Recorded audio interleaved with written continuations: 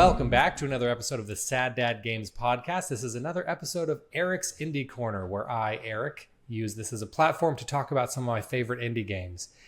So, further ado, introduce myself. My name's Eric. I'm Shan. I'm Tucker. And today we're doing something a little bit different. Normally, I pick an indie game to highlight and kind of talk about and recommend to everybody something that I've played before and that I really enjoy. But I stumbled across a new-ish kind of subgenre of video games that I want to talk about today. So instead, we're going to be talking about a certain developer and all of the different games that they've made. So the developer we're talking about today is called, and I'm going to pronounce it wrong, Siactro. Siactro, I think is right. How many times has Eric pronounced something right in Eric's Indie like Corner? 3, maybe 4, pretty much never. Yeah. So that it's a German. I don't see it being pronounced differently than Siactro. Yeah, I'm pretty sure it's a German word because the studio is a mononym for an indie developer, a solo developer, and his name is Marcus Horn. And so Marcus Horn, aka Siactro, I'll probably just refer to him as Marcus or Horn moving forward because I'm probably saying Siactro wrong. But so Marcus Horn, he makes these video games that I kind of stumbled upon a little while ago and have played through a lot of them recently. It's something that he describes as snack games. They're very short, very concise games with pretty much a single central gameplay mechanic and idea that he, just what might be like one section of a full game, he just kind of makes as a whole game. And so it's the TikTok of video games. Yeah, sure. It's like the Instagram reels of video games, the TikToks of video games, where it's just short, instant gratification, basically. Yeah, so, it feels like Gato Roboto would have fit under this category. Yeah, kind of. I'd say Gato Roboto slips a little past this because it is a bit longer. So, for example, the games that we're going to be talking about today I'm just going to read through a list of all of the games that he's developed over the last about 10 years. Kiwi 64, Macbat 64, Silver Trigger, Tasty Ramen, Hungry Ducks, Tori 3D, Tori 2, Tori Jumble Jam, Tori Genesis, Beanie, Super Kiwi 64, and Tori Panic Pack. So it's a lot of these games, and they're all very short games that you can beat between 20 minutes to about like a little over an hour. They're not long games at all. But they're also not expensive games. They cost between like $1 and $3.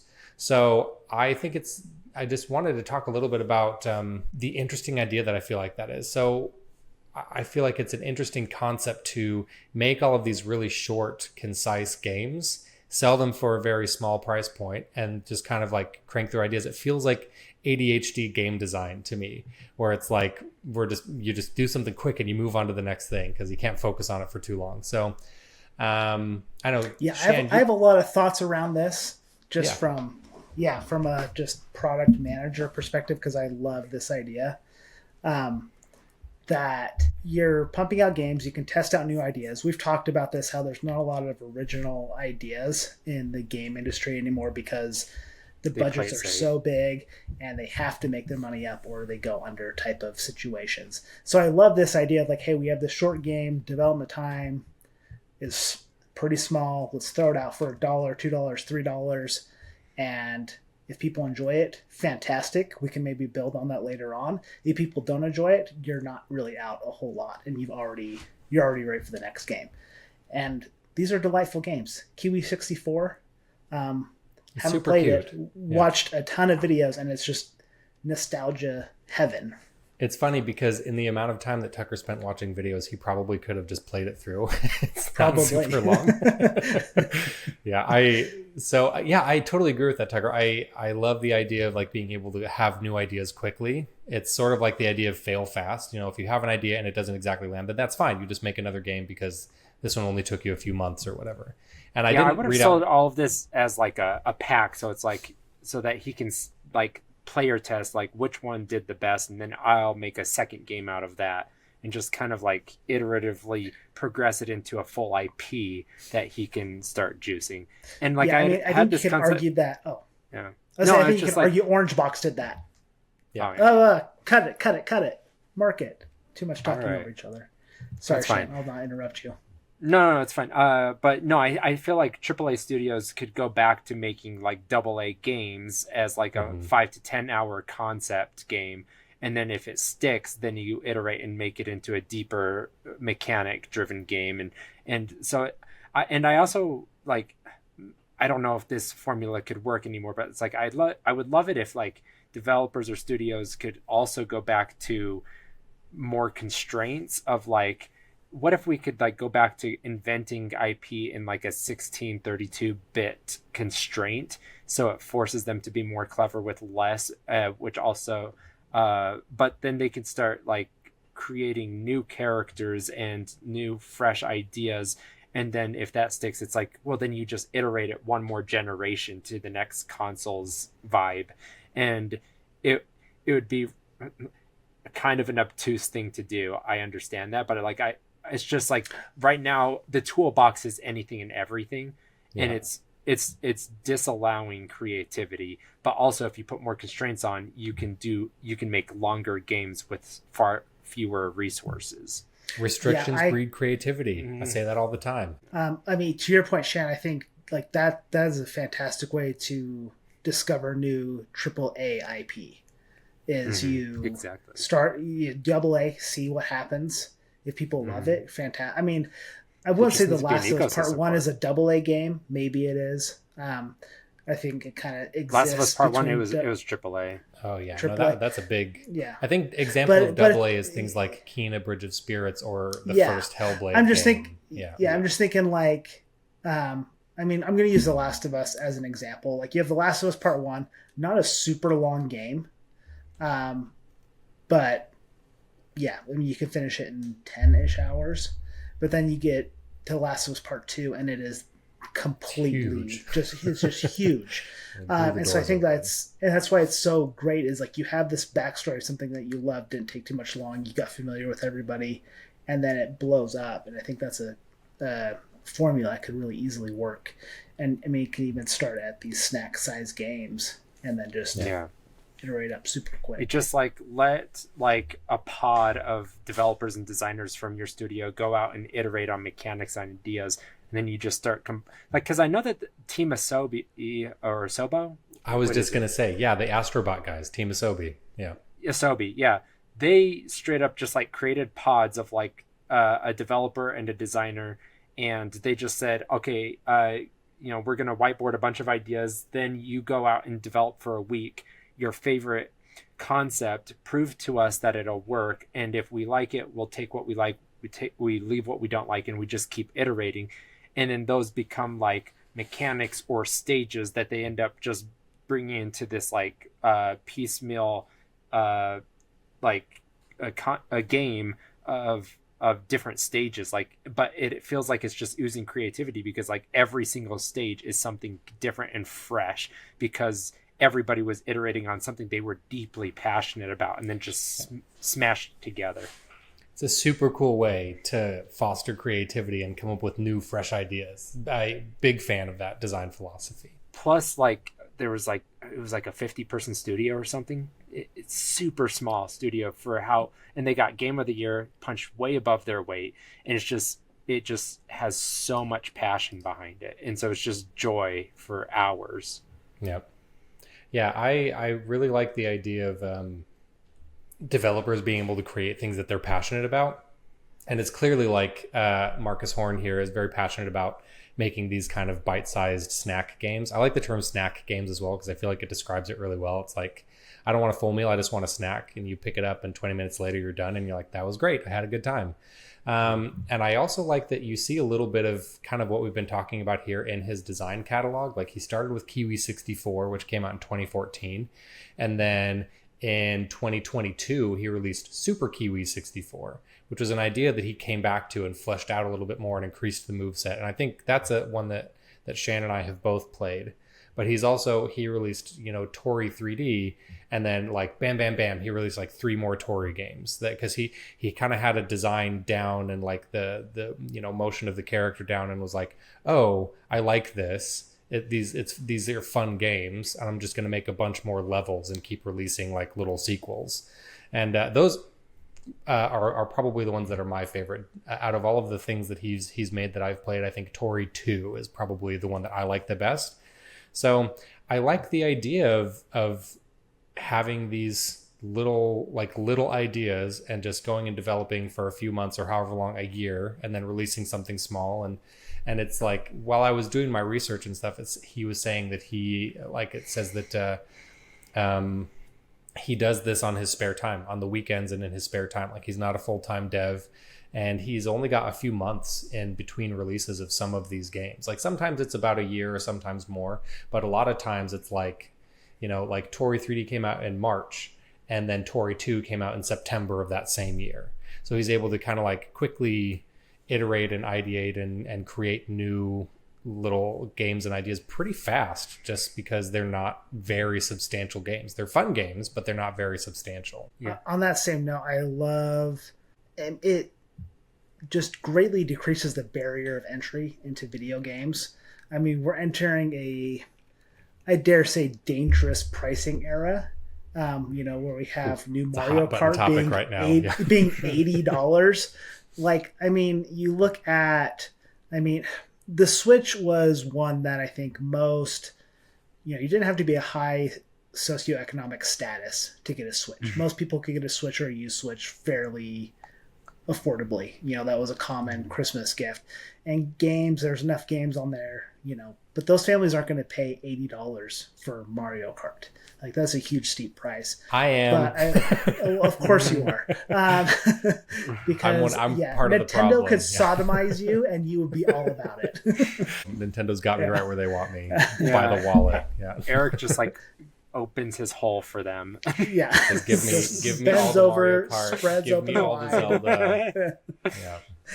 Yeah. No, but I really like that of just it's creating this big tent of a video game community where, we've talked about community and communication and connection so much on this podcast.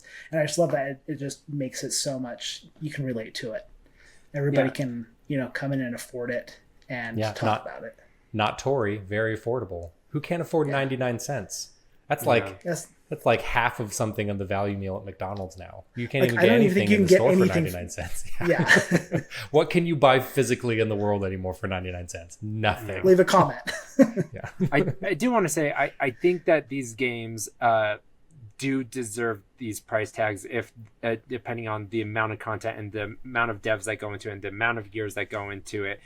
Like, I'm not saying I love the price. I'm saying it completely checks out as long as they don't feel justified in doing it on every game and they have dynamic and they go below 60 on games that deserve to be less, which right now it's like Nintendo's not going to do 60. That.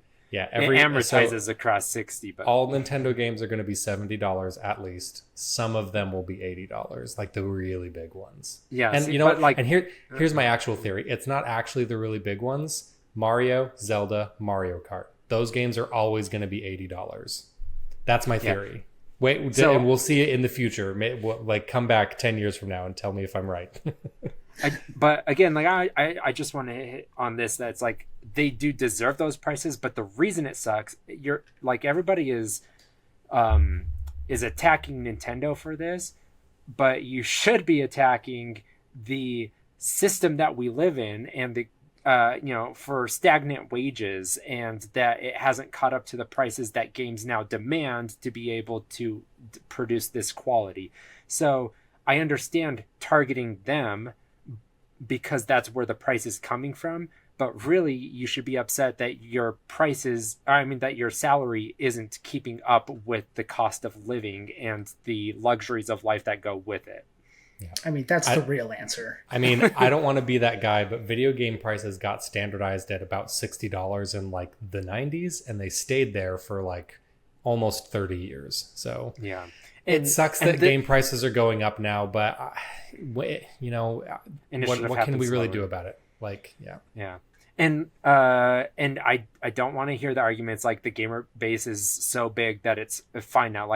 The reason that the prices were able to stay this low for this long is because they were able to amortize the price increase across an increasing gamer base. But now that gamer base isn't expanding at the same rate it was over the last 10 years, while studio costs have gone up exponentially. So they were eating the price by keeping it at 60 for so many years, and now they have to deal with it rapidly and adjust the price. So they did eat the cost for you. You just didn't see it. Yeah. So looking forward to GTA 6 for $135. And I'll buy it anyway. I'm going to make an actual prediction. I will be gobsmacked if GTA 6 releases for a penny less than $99.99. I think that's what's going to happen. It'll have the best graphics you've ever seen, and it will have 200 hours of content. Like, it's going to be the biggest game ever. Like, and I use this. It'll I use make this them as an example. $10 billion. It's going to be insane. Well, and I use this as an example for like game pricing. I feel like we're getting. This is the last thing I'll say. I feel like we're getting a little off. But yeah, so I kind of opened up a can of worms here. I use this as an example for game pricing. Is Super Smash Bros. Ultimate was a $60 game that had a $20 pass and then another $25 pass that added like 13 or 14 characters and then a bunch of stages, and it's like that game to me is worth like the $120-ish that I paid for it, because when everything's said and done, it has something like 110 stages and almost 100 fighters. Like, that's ridiculous. That's an insane amount of content. That's worth the price tag. So it's like, I don't really have a problem paying big dollar amounts for big games that have a lot of content and a lot of effort and are worth that amount of money. What I don't want to do is be paying, $80 for like a remaster of like a N64 game or something, which is something that I think might end up happening here and there. But yeah.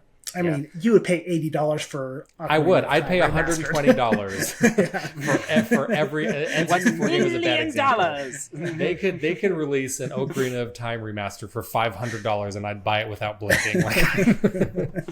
I've seen that the Super Mario 3D All Stars game right now in the aftermarket, even on GameStop, is going for like $120. I didn't realize they stopped selling that. Oh yeah, it was a limited run. Years. Yeah. They said limited for a year, and they went years past that, but now it's already going up hotly in the Well, they made a limited amount of cartridges, and then once those were gone, they were just gone. Yeah. Really wish I would have hung on to that one. But like another point I want to make is that like Nintendo's bold strategy to never drop prices and just say that's the price firm because people will buy it at that price, and so why shoot ourselves in the foot?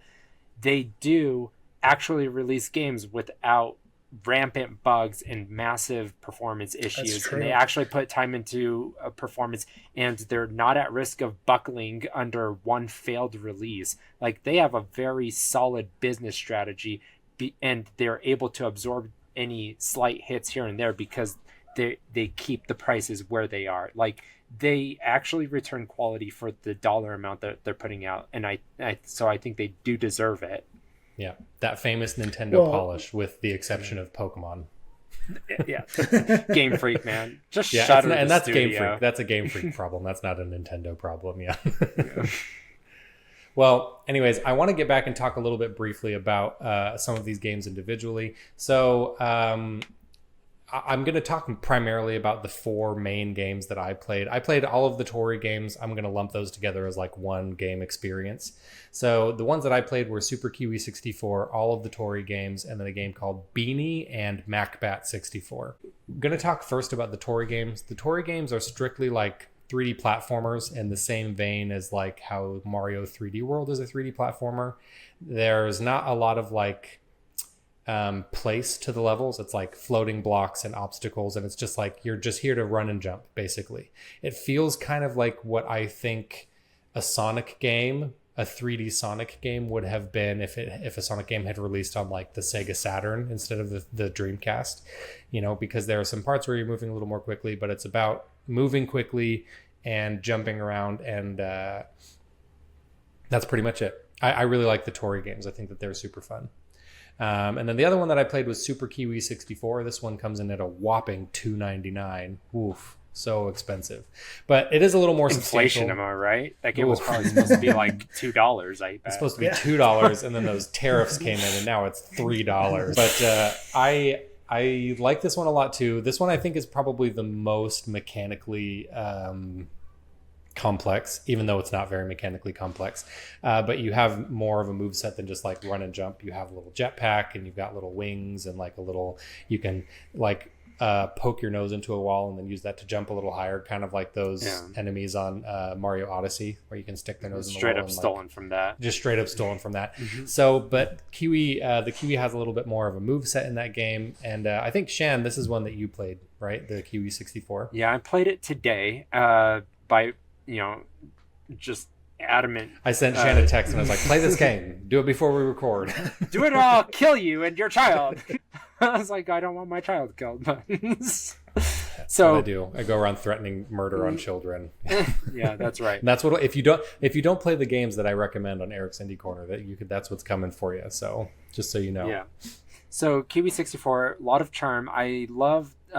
I was going to play it on my CRT, and I didn't have enough time to go downstairs, play it on the CRT because I have to watch my kid during the day. But like, yeah, it has some of that vector lighting. It has some of those like very rich, vibrant, pure hues to their color palette that just feel like completely out of place. But it's like there's a green light source here, so the wall is green. Like it is pure green. Yeah. But like there's so much charm in that. And the platforming mechanics, like it's very broken. You can basically do literally anything you want, and there's like no challenge to it. It's very cozy because of that. They have like one enemy, I believe, and it is they just kind of walk around. I don't even know if it can hurt you. Yeah, I don't think so. All of these games are missing a little bit of that polish, which for the price point, for $3, what do you expect? Like they're not like hyper polished games, but they're all fun games. Like I didn't play any of them and was like, ugh, that was bad. Like they're fun games, and they have this like old school N64 charm to them. Like Shan's talking about that vector lighting and the really harsh, like vibrant colors that you get in that N64 era. It reminded me a little bit of like Rareware in their heyday. Just the graphical style is big fan of that. So that's one of the reasons why I thought of that. Everything about this was rare. It was like they had like it was clear that they were trying to have Easter eggs similar to Banjo-Kazooie. They had it had keys in reference to that. It had I think there's like a hidden place right at the end to get the 50th jewel, and there they had a lot of like things with like that have been anthropomorphized with eyeballs, like everything Banjo-Kazooie ever did. It just like things that you can't even do anything with, but like they're just there to give homage to that, to Donkey Kong Country. They had like block letters of KIWI, like to spell kiwi and stuff. So like everything was just like little Easter eggs in reference to that studio of Rare. Yeah. So and another fun fact is in Macbat 64, and it has almost no voice acting, but in one of the areas that you go to, there is a little character that's voice acting, and he just says something like, "It's a lovely day, blah blah blah blah blah," and it like doesn't really have anything to do with anything that's going on. And I was like, that was weird, and so I looked it up, and I found out that voice actor was Grant Kirkhope, music composer for like Donkey Kong Country, for Banjo-Kazooie, for Mario and Rabbids. He's an incredible, prolific video game composer. And I looked more into it. I was like, that's crazy. How did they get Grant Kirkhope into the game? And it turns out they just met him at Comic-Con with a tape recorder and say, "Hey, will you say this?" I mean, kind of. What happened is Marcus Horn, like how they got him in the game is he just asked nicely. He's like, "Hey, I'm a big fan. Do you want to have a voice line in my game?" And Grant Kirkhope was like, "Sure." That was it. That's the whole story.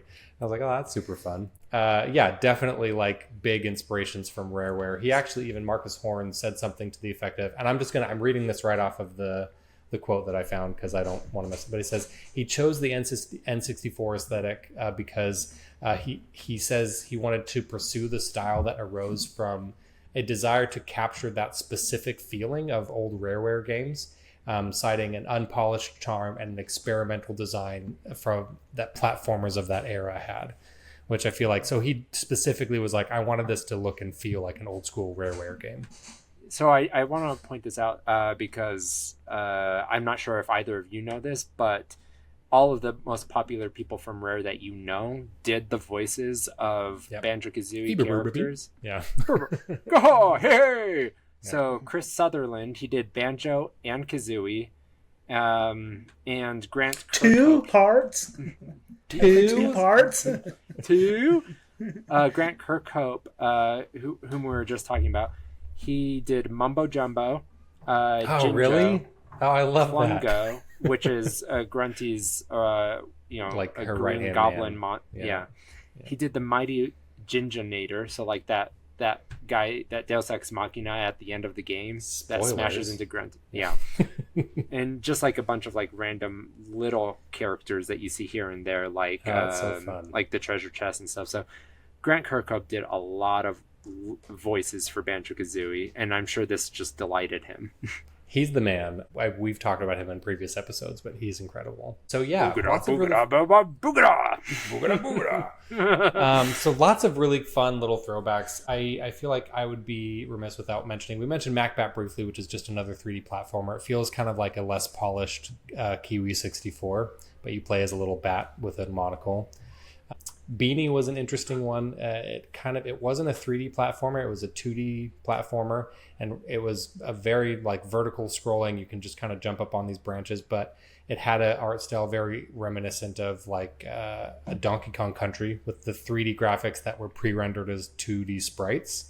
So that was an interesting style. And that one I feel like is probably the weakest out of all the ones I played. Still a lot of fun, but Tori and Kiwi 64 are probably my favorites. But I thought all of these games were so much fun. I bought all of them, and it cost me like $6 or something like that. And I played all of them, and it was a good like couple of afternoons. And so I just am a big fan of Siactro, Marcus Horn, and this concept of making short games quickly and not charging very much for them. It's just it just gives this feeling of like he just likes making games, and so he's just gonna have an idea and make a game and throw it out there and let people buy it if they want to. And so I think it's super fun, very cool. Have you I'm maybe Eric, but have you heard of Kaiser? Is he German Mario guy? Yeah, he's Kaizo the Mario guy. So he's like this YouTuber with this like he's very charming because he's such a goober, but all he does charming goobers. All he does is like he's figured out how to optimize the N64 engine to a T, and so he just puts out YouTube videos every a couple weeks, and it's just like either ways that he's optimized the N64 or an engine for the Mario 64 game. I guess it's usually game engines, and so he's looking for ways to enhance performance because the N64 was very poorly optimized at release. Able to get like Mario 64 at perfect 60 frames per second without changing anything else about the game and stuff. And also what he does is he mods these games, so he's constantly just like doing these 30-60 minute iterations of like his own Mario game, like Yoshi. He does one that's based on Yoshi and stuff, and I assume they're out there for people to play if they want to. I haven't looked into that so far, but he's just constantly like learning how to I love that. That's exactly that sounds right up my alley. I think that's super fun. Learn how to make games and just make small games and release them to the world. And exactly. Well, also Marcus Horn, also German, so there you go. Maybe they're buddies. Or if they're not, they should be. Let's introduce them. I'm sure they know each other. Like, as far as like German N64 developers, there's got to be less than small. Yeah. There's a club, and it's just the two of them. Yeah. Let's see, Kaizo, Kaiser, and what's the other guy? Marcus. Also, we should throw his link in the description of this. Yeah, so that all of the people who watch our channel can also go watch him. All 5 of them. Yeah, so Kaiser, you're welcome for the extra 2 or 3 subscribers. Yeah. Those are from us. Yeah. They'll look at like the first 1 minute of one of his videos and like, yeah, this isn't for me, and they'll bounce. Yeah. But he'll see a slight spike this week. See a slight spike. Ooh, I'm up 3 views. Where did those come from? Sad Dad Games. I should check them out and cross promote them. Yeah. All right. Well, that pretty much wraps it up for me. Do you guys have anything else you want to add? No. It is very evocative of a very charming and simple era of gaming. Like, to be so intentionally obtuse with your design by today's standards, I think would take. I don't know if it comes easy or if you like. Because like even just the logos and stuff, it's like he has to go back to these really harsh, ugly gradients and stuff like that.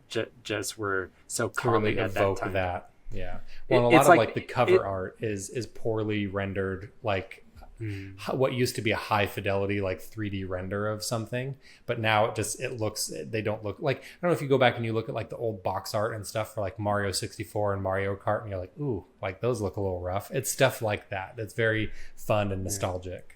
It's the reason that it happened is because like the 90s was the moment everybody got a personal PC and they all got access to Paint and they got access to Word with like those pre-generated fonts. Oh, the word art. Yeah. The word art. Yeah. And so everybody thought that they were suddenly just and you could see this graphic like designer.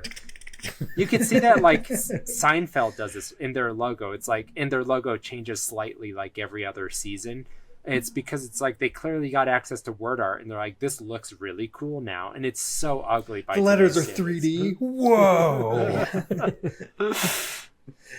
the democratization of design was not healthy for... yeah, it just looked awful. No, they're very evocative of a simpler time in video games. Big fan. So...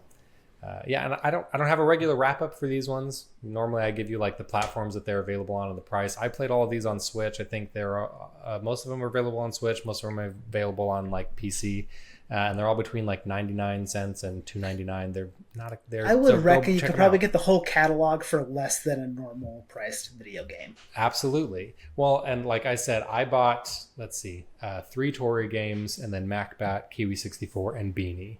And so, they were all like $1. So it was less than $10 for all of them. and those are all the ones that you can get on Switch. So do it. They're fun. Just check it out. Good time. Mm-hmm. All right, everybody, that's going to wrap it up for us. Don't forget to come here as well on Mondays, is where you can watch our regular episodes. And then every Thursday is Eric's Indie Corner. You can also find us on Instagram, Apple Podcasts, Spotify. Check us out there. Leave a comment, leave a like. Please subscribe if you like the kind of stuff that we're doing. If you don't tell us. We all have very fragile egos. Bye, everybody. But still subscribe. All right, bye. Bye. Outro. Bleepy-doof, bleepity, bloopity, blow.